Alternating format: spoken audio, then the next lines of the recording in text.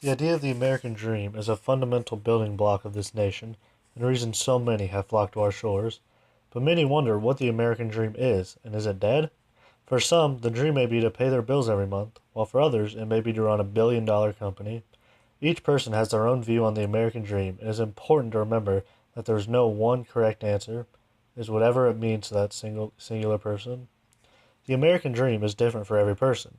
My interpretation is that through hard work, determination, and a little common sense, anyone can be successful in their own right. The essence of capitalism is to work hard to get what you desire.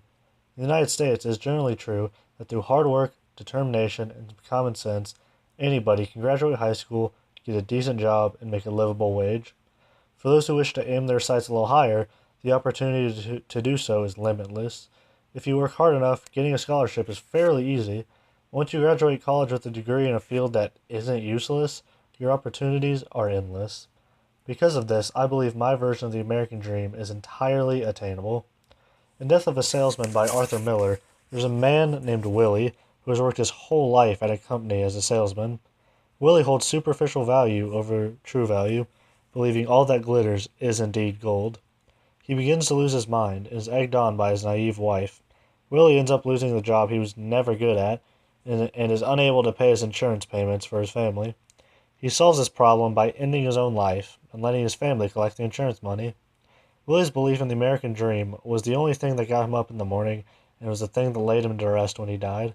His endless hunt for this idea proved to be his downfall, as his family only ever experienced it after his death. For men like Willie, who go to work for 38 years and have little to nothing to show for it, is the American dream truly attainable? It is clear Arthur Miller does not believe so, because instead believing the American dream is a sham and that only the lucky and cruel are allowed into the club. Miller shows this in Willie's brother, who barely worked at all, but happened upon a diamond mine in Africa and is now rich. Clearly, success favors the lucky, not the hard-working blue-collar American, right? Wrong. Willie's downfall was not his ambition, it was his hard-headedness. He clearly was not good at being a salesman, but he refused to change his trade or learn a new skill. Instead, he stuck with something he was bad at instead of striving for more. His lack of common sense proved to be his downfall, and because of it, he took his own life.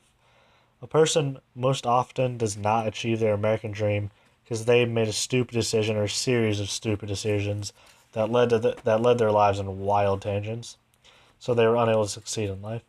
Often these poor decisions include dropping out of high school, having kids for the ready, and various addictions that can control a person's life. The American dream is not dead. You just have to actually work for it and make smart decisions.